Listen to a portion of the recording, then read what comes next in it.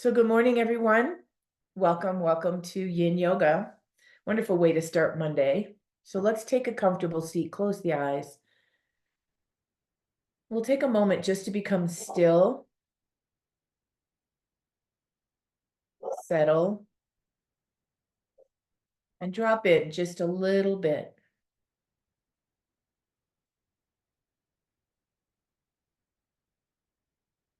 We allow the shoulders to relax a little. We feel the body settle into our seat a little bit more.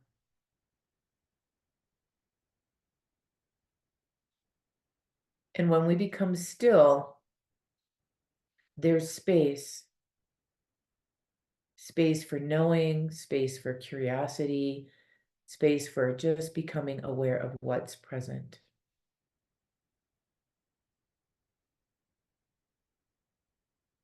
Letting the breath move in and out effortlessly.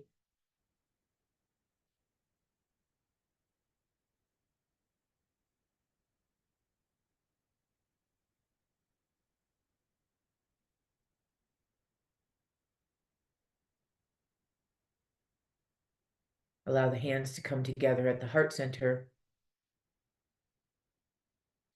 holding any intention of why you decided to come on your mat this morning, and allowing the practice to be exactly what you need. Take a nice deep breath. And as you exhale, hands can release, eyes can flutter open. And then we're going to start like we always do, lying on our backs with legs down and arms down to do a little somatic work. So once you're down on your back, close your eyes again, just like we just did in the seated position, and see if there's any physical sensations that you might have missed when you were sitting. Let your body just feel heavy against the earth, feeling and sensing anything that your body wants you to know at this moment.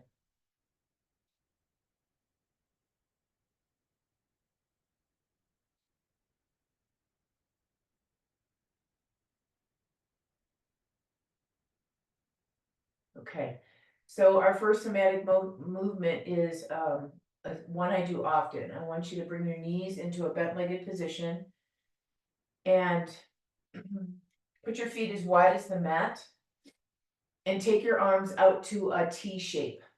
So do you have room around you to make that happen? From here, I want you to let your knees drift over to the left. Drift over to the left, and your eyes will drift over to the right. When you're looking at your right, I want you to turn your left palm down and look at your right palm that's up.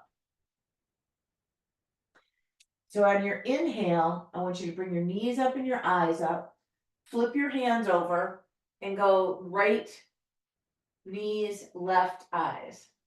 And then again, you're looking at your left palm that's up and your right palm turned down.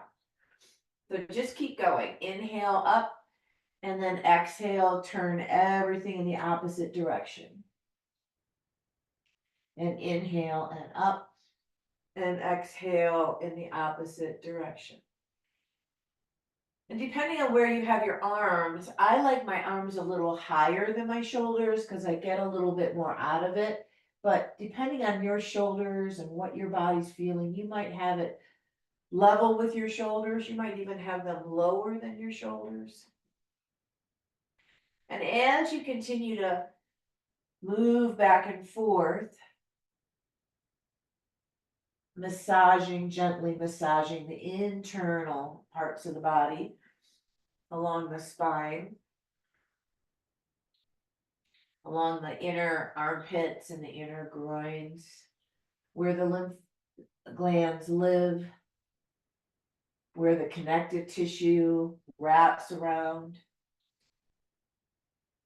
Just kind of unwind ourselves from whatever's been going on previously.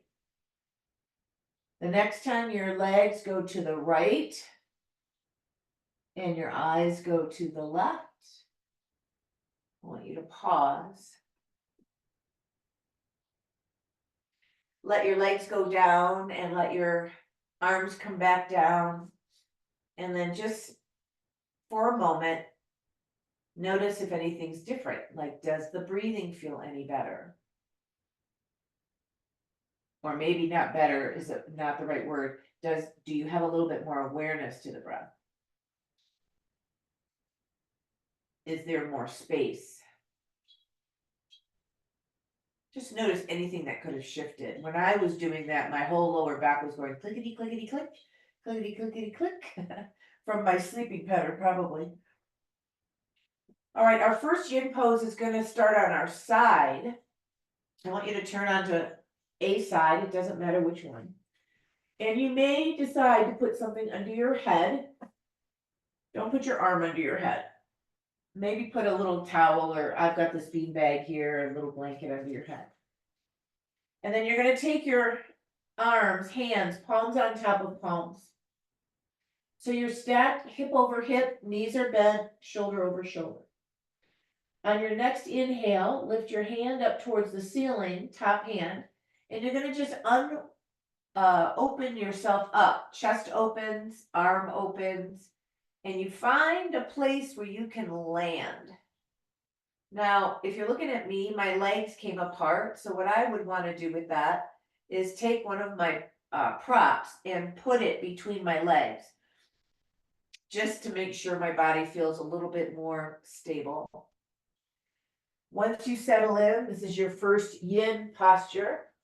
So I want you to stay in that twist. We'll be here for a couple of minutes.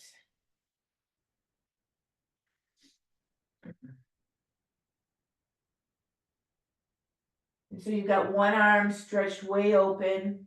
Hopefully it's resting on the floor. The knees may be apart. You may have something in between them. This is a twist coming from the upper side of the body, from about the waist up. And it is an area of the body where we tend to be a little tighter, a little bit more restricted.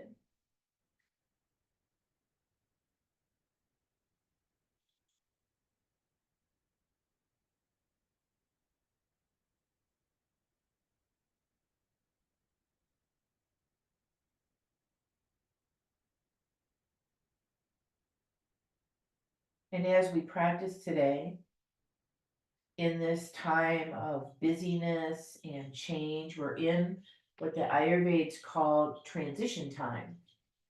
We're coming to the end of summer and we're moving towards the fall, which is transitioning time.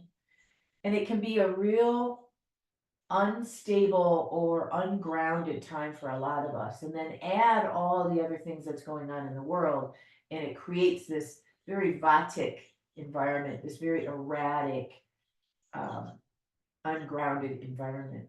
So as we're practicing, taking those nice deep breaths into the belly, we're working with shifting our energies into a more downward and inward focus, so that we can actually feel that sense of groundedness, not get pulled in a bunch of different directions.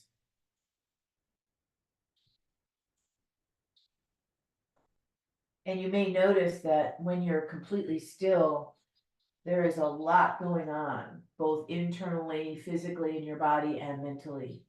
When we're busy, we tend to not pay attention to any of it. Take a nice deep breath.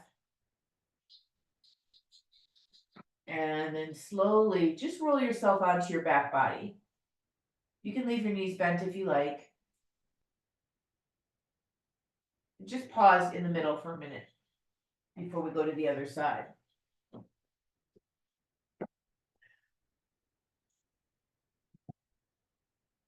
All right. So we'll repeat the same thing on the other side. So whatever side you need to go on, go there. Support your head on something if you like. Palm on top of palm, right in front of your body, knee and ankle on top of each other. And then as you inhale, take your top arm up, like you're making a big swipe up towards the ceiling. Let your chest open, let your shoulder open, and let your body open. When your hand reaches the floor or your arm reaches the floor, that's where you pause. And you stay and you breathe and you become really curious around what's going on.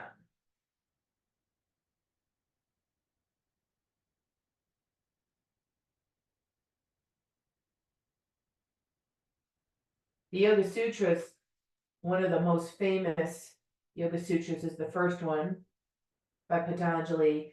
It says Chitta Vritti Nirodha, which basically means yoga is the stilling of the fluctuations of the mind.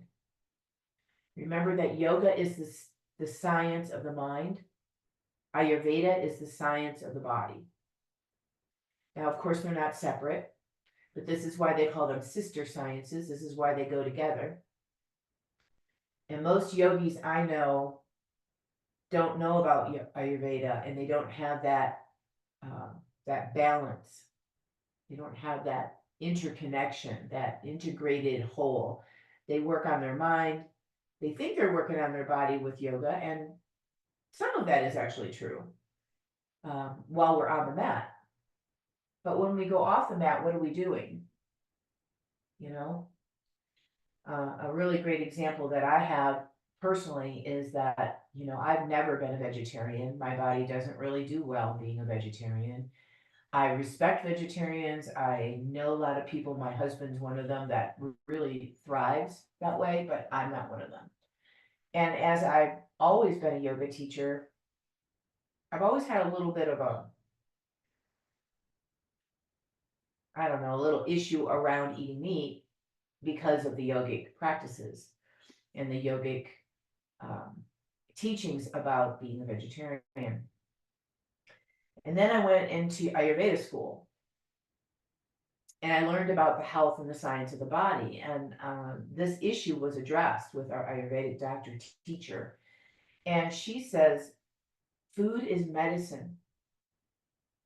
And if your body needs a specific kind of food in order to be well, then that's what you do. And over all the food we eat, we pray, we acknowledge the farmers and the animals and all of the things before we just gobble it down, right? So there's some reverence to what's going on. Take a nice deep breath. And then come back onto the back body. Bend your knees and just pause. You can put your knees together and your feet apart in constructive rest pose. That's always really nice to do when you're in the middle. And so the reason I tell you that story is because we are all very unique individuals. There is no one answer for everybody. I mean, maybe you could say we all need to drink water and we all need to eat food, but aside from that, it's really unique and individual. And Ayurveda gives us a perspective of what our physical body needs. Yoga gives us a perspective of how to quiet and still the mind. And they are a beautiful blended science together. Okay, so now we're going to go into a different twist from the body, from the lower body. A familiar action. I want you to pick your hips up and put them over to the right side of your mat. And then cross your left ankle over your right knee. You can keep your arms open into a T shape. You can bring your arms up into cactus, whatever feels good to you. We're going to let the legs drift over to the left. So the right hip will come off the floor. Now, in this case, we're working from the lower half of the spine, from about the diaphragm down. And so I want you to just pay attention to, do I need to move my bottom foot around? Please don't do that. Think more about staying where you are and then maybe propping yourself up, maybe a block under your leg if you need it. And then turn your head to the right so that your eyes are facing your right hand again. and you're breathing here.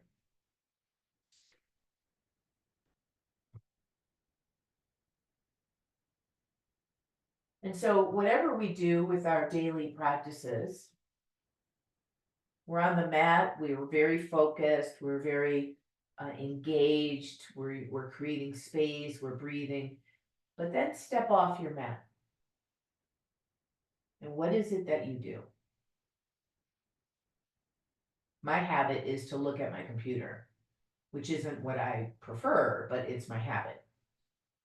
I've already done all my morning routines, so that's all done. And now I've got the day ahead of me, and I was listening this morning to a person talking about every day you have a new opportunity to experience what it is that you're experiencing in the world with reverence, with joy, with curiosity. And there are people that would go about their day kind of drudgery, like, oh, I've got to get up and go to work, or oh, I've got to go take my car to get looked at, or but that pulls you into this lower vibration, and you'll manifest a lower vibrational day. You will. And so how do you go about your day? Do you look forward to getting out in the world and doing whatever you're going to do? Do you experience these moments of joy just from sitting and watching the birds or petting your cat or whatever it is you do? We can take our day-to-day life so for granted because we're looking for the next glorious thing, the next trip, the next concert, the next meal out. But what about every single moment in every single day?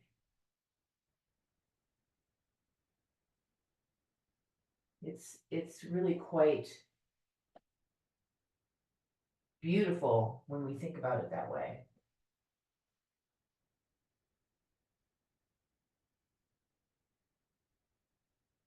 All right, from here, take a nice deep breath. And then from wherever you were, go ahead and lift yourself back up into that cross-legged position. Pick your hips back up to the center and leave your legs in this shape. So you still have your left leg crossed over your right.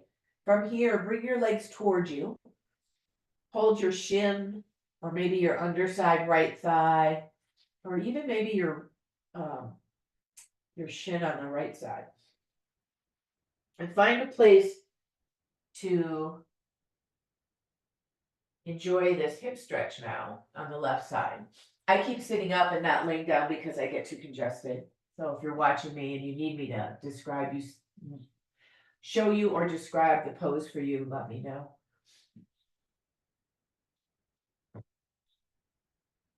And remember in Yin, we're looking for that edge of sensation,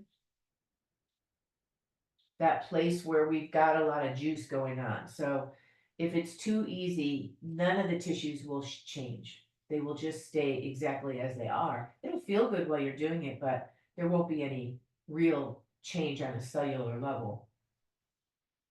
And then we try to find stillness, because that's where the real juice is. And then, of course, we wait for time, which is why I'm timing us.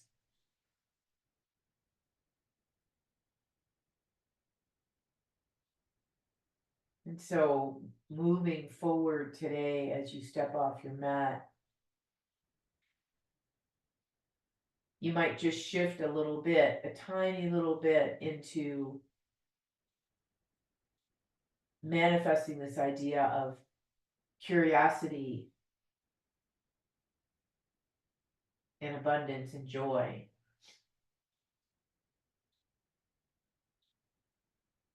Mondays are one of my favorite days because I don't know, I make my to-do list and I think about my week ahead, and I get kind of excited about what it is that I'm doing or working on.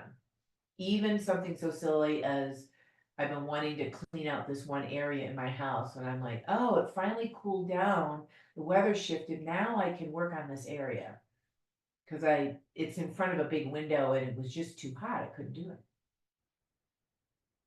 That's an opportunity for joy and excitement around getting something done rather than being like, ugh, I gotta clean out this area. Ugh. And it's really different. And it comes from the state of our mind. All of this I'm talking about comes from our own quality and state of mind. Take a nice deep breath. And then go ahead and release your leg, release your hands, maybe stretch your legs all the way out. Give yourself a nice big stretch. Bringing yourself into some kind of like neutral position. Whenever I do that, it makes me yawn. Does it make you yawn? It's like your body knows that action. You might even want to pick your hips up, bring your hips back down, kind of resetting your pelvis. And now let's go to the other side. So you're going to pick your hips up and take them to the left. You only move up about an inch or two. Cross your right ankle over your left knee. Take your arms away from you so they're outstretched, and then let your legs travel over to the right. Eyes travel to the left. And then you find your holding place here.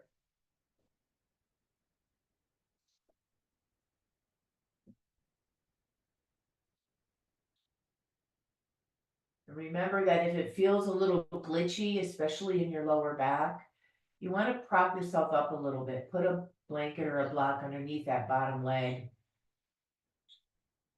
And I don't want you to feel nothing. I don't want you to make it so comfortable that you're just resting there. I want you to feel a little uncomfortable, but I don't want it to be too strong. And I say this often in this class, the real essence comes from your discernment. Your discernment about how far to take yourself into each shape. And if we do it well, we have this release of tension in the body, and we also end up with a little bit more energy. Like our body and our whole psychic field feels more energized rather than maybe tired or, a little bit lethargic. I remember years ago when I used to study these different styles of yoga, my one experience being in a restorative yoga workshop, I felt terrible after I got out of there. Like there was just no tension anywhere. It was just like just laying there. And I think that's really a vital practice for a lot of people. It didn't work for me. I have to have some kind of manipulation or tension against my tissues, whether I'm physically moving my body around or laying in yin like this. Yeah, it was a pretty interesting experience, and a lot of people talked about how profound it was.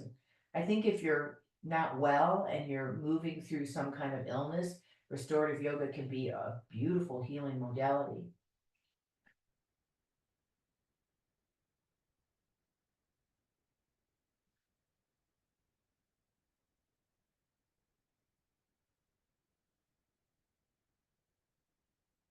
Alrighty, take a nice deep breath. And then slowly bring yourself back up. Leave your legs in that shape and just hop your hips back to the middle of your mat.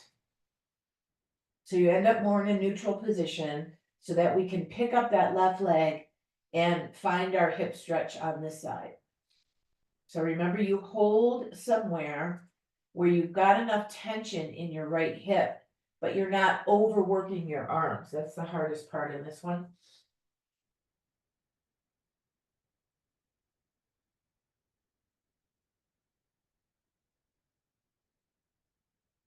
Once you find your place, just allow the breath to settle in.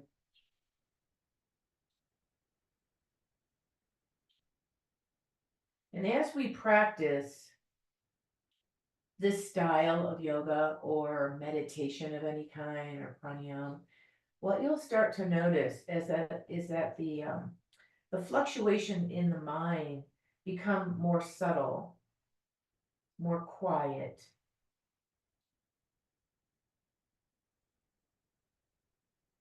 And then when that happens, we begin to perceive a level of experience that we may not normally be aware of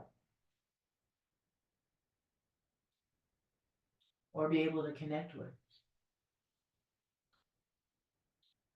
And I find that to be just a beautiful experience. You might notice more of your surroundings around you, or in my case, there's birds right outside the window, and I can hear them and I can sense them, that they're out there, which makes me feel very connected to nature. I'm not just alone in my little box in my room.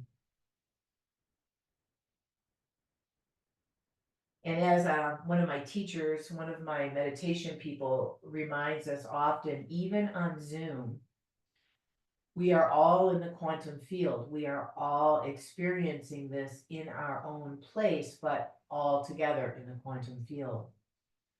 It gets a little woo, but this is what they're studying now. And they're realizing that the people that have prayed for years in prayer circles and prayed for people on the other side of the country or the other side of the world had a real effect. Same thing with meditation, same thing with any of this kind of stuff that we do together on Zoom. You don't have to be in person in order for it to actually have an effect.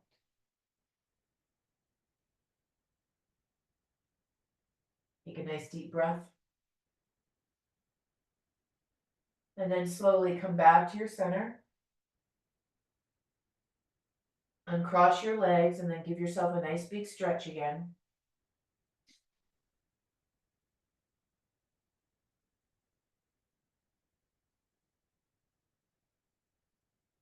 And when you feel ready, I want you to turn over onto your side and push yourself up away from the floor. And we'll come into a seated position.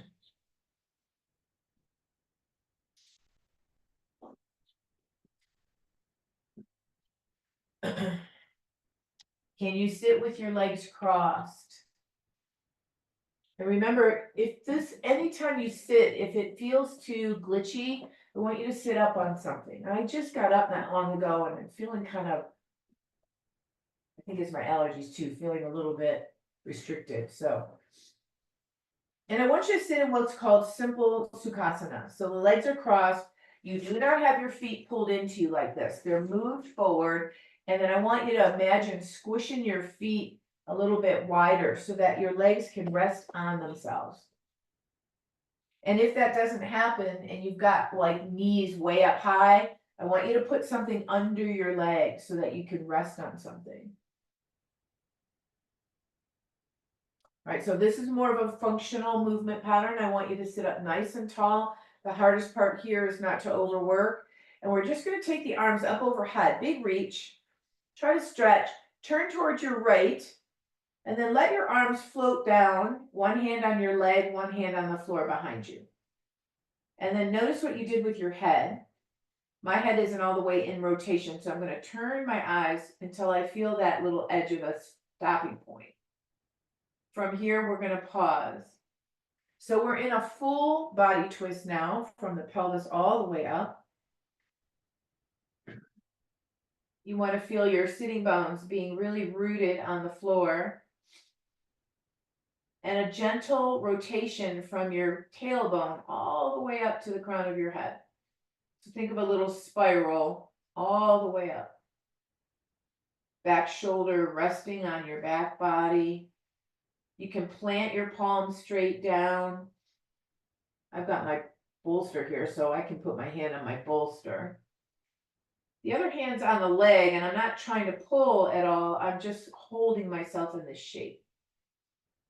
Feeling and sensing nice deep breathing in the belly.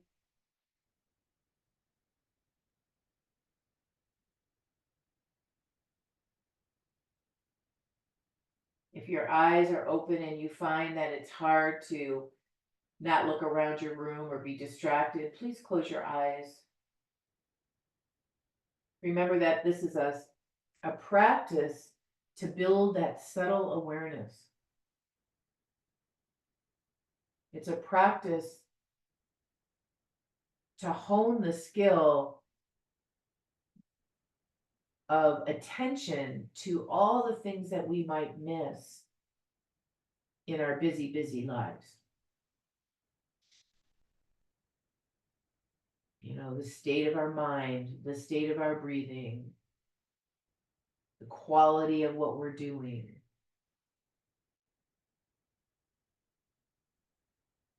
What our attention is drawn toward. How we can stay present. All these things are wonderful, wonderful ways of noticing the response in the mind that helps us live a more connected, more concentrated, connected life. So we're not distracted. I have a couple friends right now that they're just all over the place. You know, they can't even finish a sentence because they're so distracted. Really, really hard to watch. I find the older I get, the more I want this subtle, quiet, more inward experience. Take a nice deep breath. And then slowly turn your head, let your body follow, and come back to center. Now, before we go to the other side, I'm going to ask you to go forward. So sit up nice and tall. And then I'm going to ask you to come forward over your legs. Now, you can leave your hands on your legs. You can put your hands out in front of you. If you've got blocks or bolsters, you can put your hands on the blocks or bolsters or forearms. So you find a way that you can prop yourself up, like I might do it on my blocks, resting on my forearms. Or I might put my elbows on the blocks and put my head in my hands. Find a place where you can go and stay. Today, so far, all of our shapes have been 2.5 minute holds. And you might remember that we need to get to 90 seconds in order for this, what they call a cellular shift change to happen. And what that means is if you don't hold the tension for at least 90 seconds, we won't really get any kind of cellular reaction. It's like what I said in the beginning. It'll feel good, but you won't really have any kind of real change. And that's really the juice of this type of practice. We want to have cellular change in the connective tissue, especially.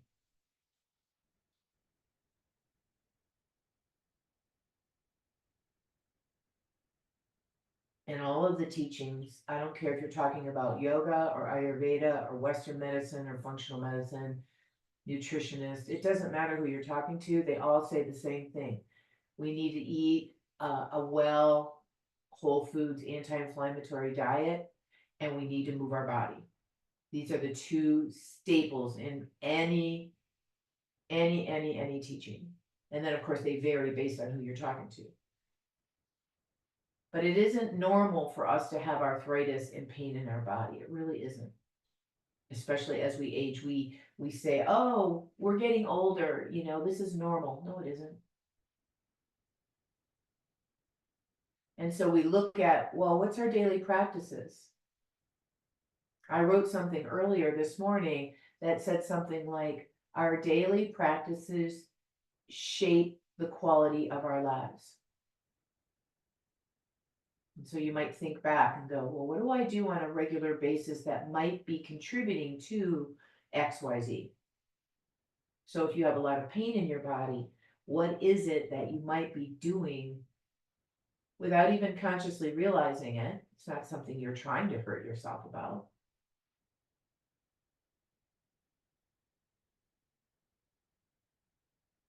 But it is an important quality to think about. Take a nice deep breath. And then slowly making your way up. Maybe move your blocks out of the way. I might suggest that you bring your legs up and stretch them out in front of you. Remember what leg you had over the top. I always cross my right leg over, so I know that, but you might not have paid attention. And then depending on what's going on, you might feel like, oh, I just want to rotate my ankles. I want to massage my legs. You might want to lean back and push your chest up.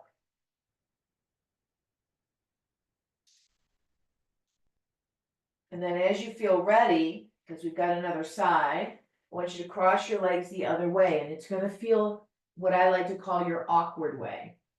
When I put my left leg in front of my right, it doesn't feel exactly the way I always do it. And that's how I know I'm on my second side. You want your legs resting on something. So my legs are actually resting on my own feet. If yours don't do that, please prop your legs up.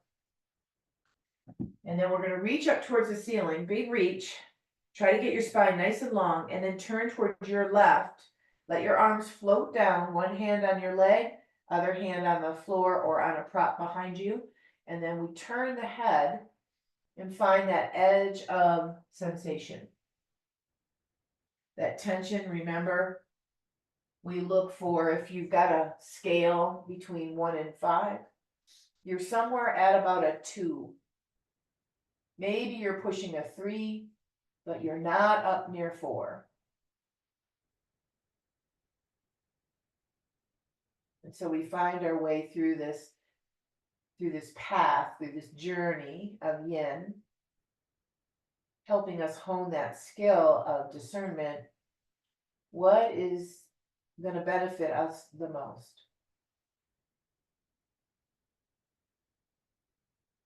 And that teaching takes us not only on the mat, but off the mat.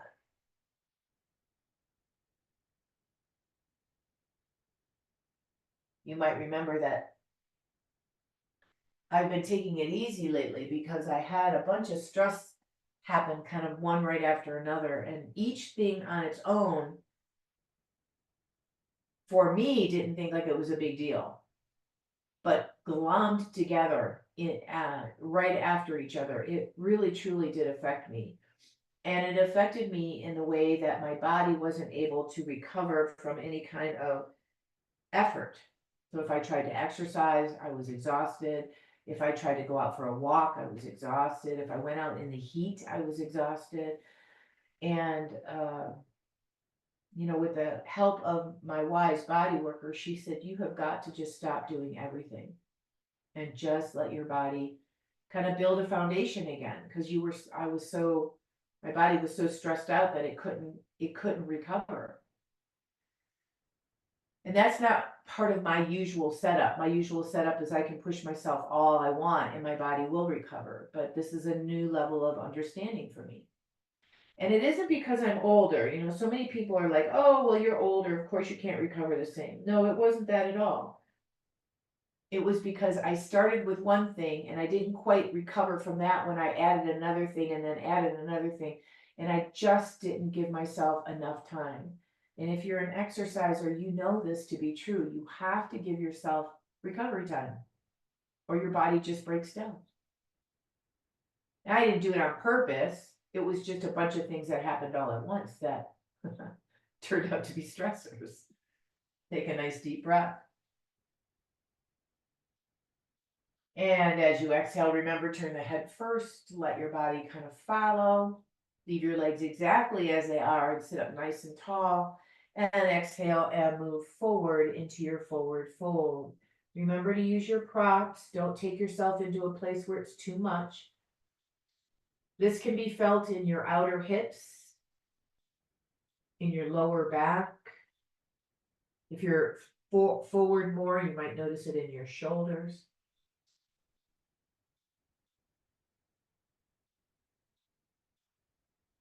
And then softening into the shape, allowing your discernment to take you right to where you want to be.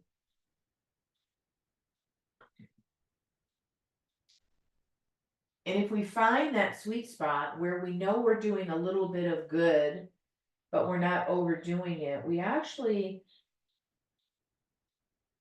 create more of a regulated nervous system. Because the nervous system is what reacts to stress, right?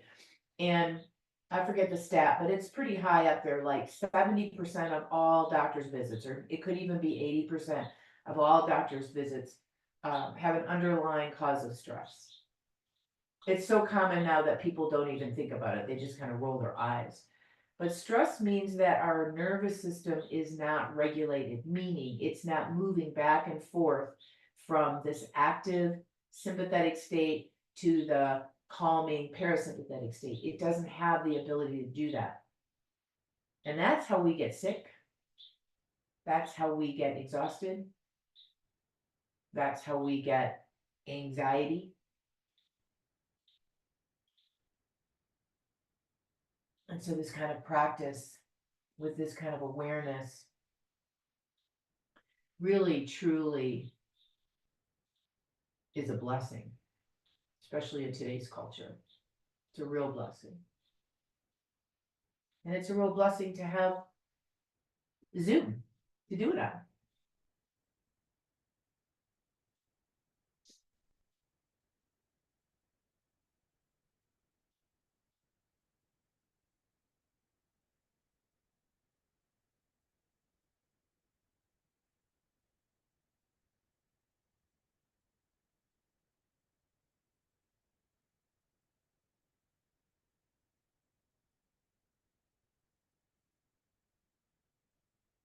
Take a nice deep breath. And then slowly making your way up. Again, moving any props that you have going on, bring your legs up and stretch your legs down.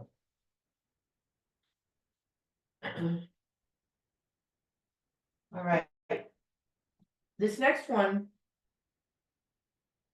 is a really wonderful one to be in. And you can use a blanket or a thick towel, or you can use your props, your blocks, depending on how your body's put together. I will show you with my bolster just because it's right here. So I want you to take your bolster or your blanket and you're going to put it lengthwise on your mat. All right, so if you've got a thick towel, put it lengthwise, fold it up a bunch of ways. If you're using your blocks, you're going to take one block and put it in the middle of your mat, and then take the other block like a T. So this is the hardest to do it on the blocks. It's the highest and the hardest. Doing it on a bolster is probably the next hardest, and doing it on a blanket is going to be the least hardest. Okay. If you have a bolster, I want you to pick it up and put the block on its lowest side at the end so that you've got this incline. If you've got a blanket, I'm going to show you what to do with the blanket. And then you're going to put your bottom right at the edge of the blanket or right at the edge of the bolster. And I want you to lay back over it. Now, if you're on a blanket, I want you to reach up and grab the ends of the blanket and roll it under and make like a pillow for yourself. You could also take another blanket, like I have that beanbag thing I could put under my head. The most important thing is that you want your lower back to be supported. So whatever you're on, make sure your lower back is supported and that you're on a little bit of an incline. Okay? Arms can be down, open, or if you feel like it, you could take your arms up over your head. And then from here, if you can put your feet together and let your knees fall open, this is going to be where you are. If that feels too vulnerable, bring your knees together and your feet apart. Okay, so one or the other. Now this is just a real mild back bend.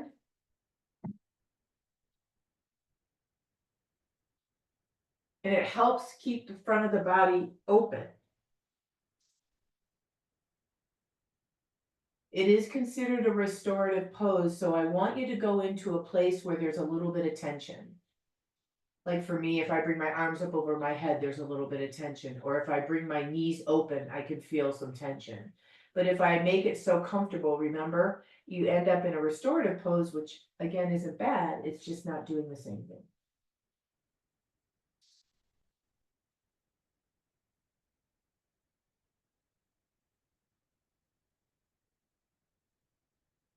And so going back to my story about the stressors, you might not realize some of the stressors that you put yourself through and then don't allow enough time for you to have recovery. So I'll give you my example, and they're funny examples, but it's what we do on a regular. So the first thing that started was when I got back from my trip, I got COVID again. Seems to be the thing anymore. And I wasn't sick. I mean, I didn't have bad symptoms. You know, I had a little headache, which that's what kicked me off. I don't ever get headaches. So when I had a headache, I knew something wasn't right. And I wasn't, you know, great for about a day. And then my energy was down, but you know, that was kind of it. And then, of course, after I had my, you know, whatever, 5 days and I was cleared or my COVID, you know, I tested positive or negative for COVID. My granddaughter wanted me to take her to the mall in Albuquerque. Now, this mall is gigantic and it's 2 stories and it's no joke. It's like you got to go to mall work. And I was there for 5 hours with my granddaughter. And it was challenging, to say the least. And add the hour drive there and an hour drive back, that was a long day. And not more than a couple days after that, I went to what's called Feast Day here at one of the biggest pueblos in near us. And I was there for about 4 or 5 hours that day. And it was almost 100 degrees that day. And I had a hat on and I wore sunscreen and all that. But that was really challenging also, because it was extremely hot. And inside of all of that, I was watching my grandchildren 2, 3, 4 days a week. So can you see how one thing just added onto another, just added onto another? And I kept going because I can, until my body just was like, no, you can't do another thing. And I tell you that story because I want you to like check in with yourself. And do you do the same things? Not realizing how they can impact you fairly significantly. And so you guys all have tons of recorded video from me. So you don't have to wait for just Monday to do Yin. You could do it 3 days a week. Or I know some of you have access to other teachers that teach other styles like this that you could take if you're like an in-person person. Take a nice deep breath. And then slowly, if your arms are up, bring them down. If your legs are bent, please bring them to neutral. And you're going to roll gently off of whatever you're lying on. Take that out of the way and lay back down on your mat.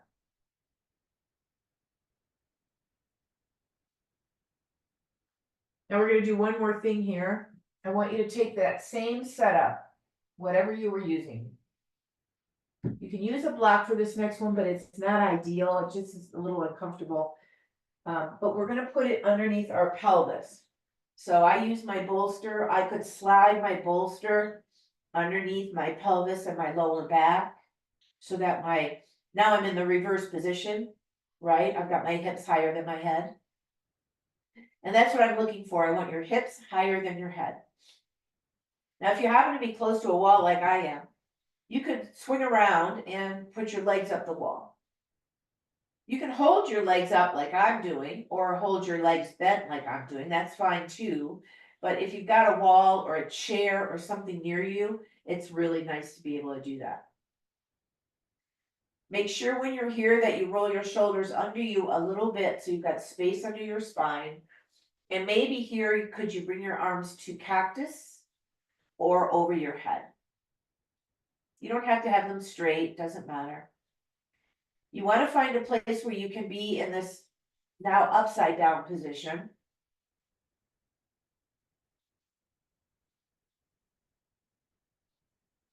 We're gonna be here for a couple of minutes and then we're gonna move right from here to Shavasana. So where, whatever you use, try to get your hips higher than your shoulders and head. This is a version, I had somebody ask me in one of my live classes if this was shoulder stand. Because we had a whole conversation about why I don't teach shoulder stand in a general class anymore. It's just too contraindicated. There's too many risks. And you know, there's certain elements that you need for the benefits of shoulder stand, and you don't have to be in full shoulder stand. One of them is legs higher than hips and hips higher than heart. That's all you need. And the energy, the psychic field energy and the physical body energy starts to actually flow up towards your head. So instead of all of it moving down towards the floor, down towards your feet, it's going in the reverse now. And there's been a lot of study about this particular shape and how beneficial it is to our heart health, our endocrine health, our brain health.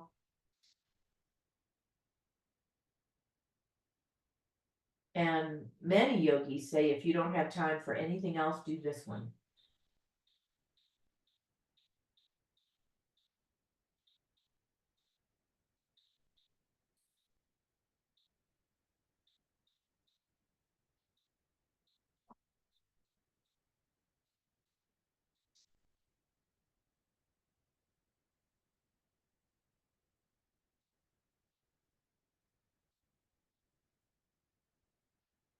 Now you're 2 minutes in. You can stay where you are, or you can bring yourself legs down and come into Shavasana. And if you're going to do that with your legs down, I will suggest that you push whatever is under your pelvis, just push it under your legs so that your legs are supported. And we'll rest here for the next few minutes.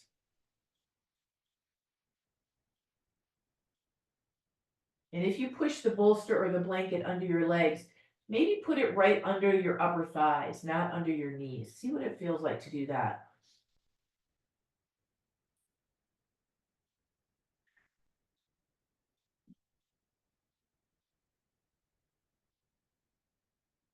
Once you stop moving around and you got yourself settled, just allow that nice deep breath to settle your body down on the exhale. Let that remind you, oh, I'm coming into stillness, my final resting position.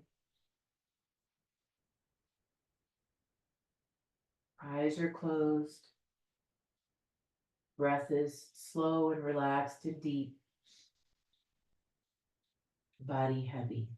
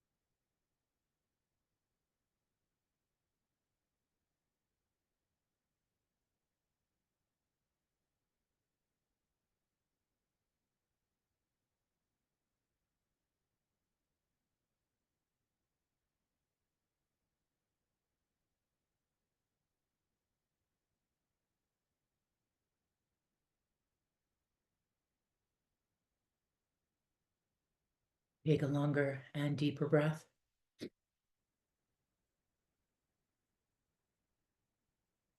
And slowly start to stretch and move, bringing yourself back to your room, back to the body. And as you feel ready, you can bend your knees and roll to a side. And pause there for a moment and then come up to sitting.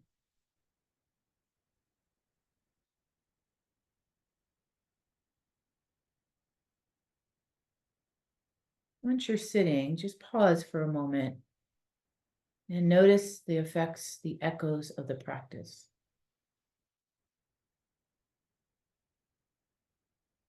It's really nice just to acknowledge any shift, any change,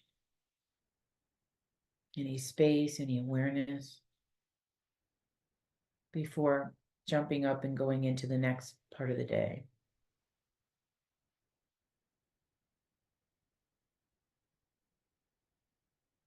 And bringing the hands together at the heart. Gratitude for our time together on the mat, our deep body wisdom and guiding light.